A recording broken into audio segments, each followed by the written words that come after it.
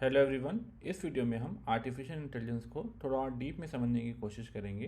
Basically हम इस video में आर्टिफिशियल इंटेलिजेंस को कैटेगराइज करेंगे और साथ ही साथ ये जानने की कोशिश करेंगे कि हम कैसे आर्टिफिशियल इंटेलिजेंस को आइडेंटिफाई कर सकते हैं। तो होप आपको यहाँ तक मेरी बात समझ में आ गई होगी। आगे बढ़ने से पहले मैं ये ज़रूर बताना चाहता हूँ कि आर्टिफिशियल इंटेलिजेंस एक बहुत ही वास्ट और डीप टॉपिक है। ऐसा बहुत से लोगों के साथ होता है, ऐसा बहुत बार होता है कि बहुत लोग आर्टिफिशियल इंटेलिजेंस को या तो ठीक से रिलेट नहीं कर पाते हैं या तो उसको ठीक से समझ ही नहीं पाते हैं, या बहुत बार आपको बहुत सारी कन्फ्यूज़न हो सकती है आर्टिफिशियल इंटेलिजेंस को लेके। बट मेरी कोशिश पूरी होगी कि जहाँ तक हो सके मैं आपको इजी शब्दों में आर्टिफिशियल इंटेलिजेंस समझाने की पूरी पूरी कोशिश करूँगा।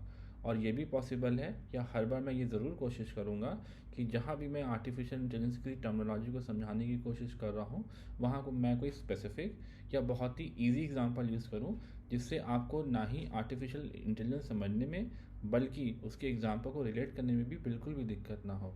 तो चलिए सबसे पहले ये समझते हैं कि हम आर्टिफिशियल इंटेलिजेंस को किन दो फॉर्म में आइडेंटिफाई कर सकते हैं। सो एट अ हाई लेवल ये दो फॉर्मेट है या दो फॉर्म है, ऑटोनॉमी और अडैप्टिविटी।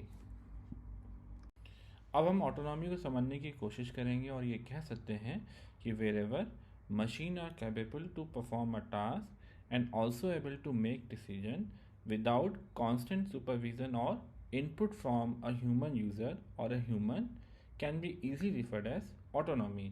एक बार मैं आपके लिए फिर से रिपीट कर देता हूँ कि wherever we find machine can perform task and also make decision or take decision without constant supervision of a human can easily be said as autonomy.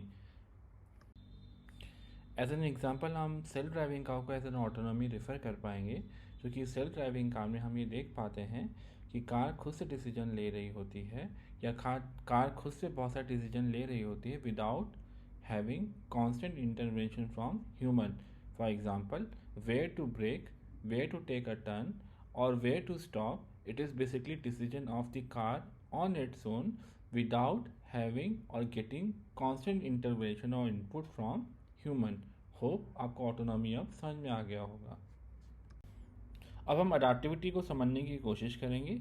So in simple word we can say adaptivity is the ability of a machine to learn and improve its own performance from is experience. I repeat, wherever you find a machine can learn and improve its own performance and learning by its experience is simply referred as adaptivity. अगर इसके लिए मैं आपको एक example बोलूँ तो हम एक YouTube सर्च पे म्यूज़िक सर्च का ऑप्शन को ले सकते हैं, जहाँ पे मैंने कोई एक पर्टिकुलर टाइप की म्यूज़िक या कोई म्यूज़िक वीडियो सर्च किया है और मैं थोड़ी देर में ये देखता हूँ कि जो भी उसकी रिकमेंडेशन है वो सिमिलर होती है जो मैंने सर्च किया है। तो इस जगह पे क्या हो रहा है कि मशीन या जो सिचुएशन या जो सिस्टम है वो खुद लर्न कर रहा है कि मैं क्या ढूंढ रहा हूँ और उसी से रिलेटेड वो मेरे को रिकमेंडेशन दे रहा है। सो आई होप आपको अडाप्टिविटी अब समझ में आ गई होगी। अब मैं आपको एक इम्पॉर्टेंट पॉइंट बताने जा रहा हूँ जिसे आपको ज़रूर याद रखना चाहिए या आप ज़रूर याद रखने की कोशिश करिएगा कि कहीं भी किसी भी सिचुएशन में जब हम किसी प्रोग्राम, मशीन या सॉफ्टवेयर को रेफर कर रहे हैं और साथ ही साथ ये डिटरमाइन करने की कोशिश कर रहे हैं कि whether they possess artificial intelligence और नॉट, इन दिस सिचुएशन हम उन्हें हमेशा दो कैटेगरी में कैटेगराइज करेंगे, जो कि होगा ऑटोनॉमी और अडाप्टिविटी। चलिए अब जल्दी जल्दी कुछ इंपॉर्टेंट कीवर्ड्स को भी समझने की कोशिश करते हैं, क्योंकि अब हमें अडाप्टिविटी और ऑटोनॉमी का मतलब समझ में आ चुका है in context to artificial intelligence. So अगर हम बात फिर से आर्टिफिशियल इंटेलिजेंस की करते हैं और now we try to define more into autonomy and adaptivity, so हम ये कह सकते हैं the machine that have ability to operate, important is without constant supervision and adapt human behavior can be easily said as artificial intelligence. I hope आपको artificial intelligence अब autonomy के term में समझ में जरूर आ गया होगा। अब हम नॉन आर्टिफिशियल इंटेलिजेंस को समझने की कोशिश करेंगे। इन सिंपल वर्ड हम ये भी कह सकते हैं कि जो भी चीज़ आर्टिफिशियल इंटेलिजेंस नहीं है वो नॉन आर्टिफिशियल इंटेलिजेंस है। एट द सेम टाइम ये ज़रूरी है कि हम नॉन आर्टिफिशियल इंटेलिजेंस को भी ढंग से डिफ़ाइन कर सकें और इसे समझ सकें कि हम किन सिचुएशन में या किन कंटेक्स्ट में हम किसी भी मशीन को नॉन आर्टिफिशियल इंटेलिजेंस कैटेगरी में रिलेट करेंगे। सो इन सिंपल वर्ड हम ये कह सकते हैं कि जो भी मशीन एक डिफ़ाइंड टास्क परफॉर्म कर रही हैं और उन्हें ह्यूमन इंटरवेंशन की ज़रूरत पड़ती है और वो कोई भी ह्यूमन का बिहेवियर या प्रेफरेंस अडाप्ट नहीं कर पाती हैं, ऐसी सारी मशीनों को हम हमेशा या ऐसी सारी चीज़ों को हमेशा हम नॉन आर्टिफिशियल इंटेलिजेंस की कैटेगरी में रखेंगे। एक इम्पॉर्टेंट बात ज़रूर याद रखनी है कि जहाँ भी हम मशीन के बारे में या कहीं भी हम आर्टिफिशियल इंटेलिजेंस में अडाप्ट यूज़ कर रहे हैं, वो हमेशा रेफ़र करेगा लर्निंग और इम्प्रूवमेंट को। So wherever we use the word adapt, it is tend to और रिलेटेड टू समवेयर और some context to learning and improvement. अब हम पार्शियल आर्टिफिशियल इंटेलिजेंस को समझने की कोशिश करेंगे। इन सिंपल वर्ड हम ये भी कह सकते हैं कि जो भी आर्टिफिशियल इंटेलिजेंस को पार्शली फॉलो कर रही है या अडॉप्ट कर रही है या इम्प्लीमेंट कर रही है, सिंपली वो चीज़ पार्शियल आर्टिफिशियल इंटेलिजेंस हो सकती है। बट क्योंकि अब हमें अडॉप्टिविटी और ऑटोनॉमी समझ में आ गया है, तो हम ये कोशिश करेंगे कि हम पार्शली आर्टिफिशियल इंटेलिजेंस को ऑटोनॉमी और अडॉप्टिविटी में समझते हैं।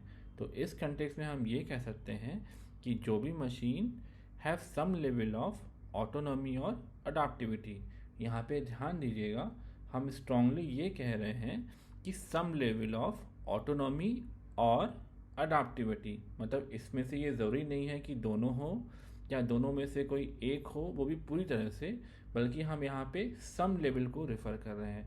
At the same time not to an extent of full artificial intelligence, which means कि ना वो, क्योंकि वो पूरी तरह से ऑटोनॉमी नहीं है और ना पूरी तरह से अडॉप्टिविटी है, तो बेसिकली हम उस जगह पे उसे फुल इंटेलिजेंस की कैटेगरी में नहीं कैटेगराइज कर पाएंगे। सो पार्शियल आर्टिफिशियल इंटेलिजेंस अब आप फिर से डिफाइन कर सकते हैं और ये कह सकते हैं कि wherever the machine that have some level of autonomy और adaptivity and also not to an extent of full artificial intelligence. मैं ऑटोनॉमी और अडॉप्टिविटी दोबारा एक्सप्लेन नहीं करूँगा, क्योंकि इस सेशन में हमने पूरी बात इन्हीं दो टॉपिक्स पे की है। बट आई होप आपको सारी टर्मिनोलॉजी क्लियर हो गई होगी, और साथ ही साथ मैं आपसे ये भी कहना चाहता हूँ कि इन टर्मिनोलॉजी को ज़रूर याद रखना है, क्योंकि हम जितना आगे बढ़ेंगे आर्टिफिशियल इंटेलिजेंस में, या हम जितनी भी चीज़ें आर्टिफिशियल इंटेलिजेंस में पढ़ेंगे, कहीं ना कहीं हम इनसे क्लोजली रिलेटेड होंगे। तो अगर आप इन्हें अच्छे से अभी समझ लेंगे तो बाकी टॉपिक समझने में आपको ज़रूर आसानी होगी। होप आपको मेरा एक्सप्लेनेशन समझ में आया होगा।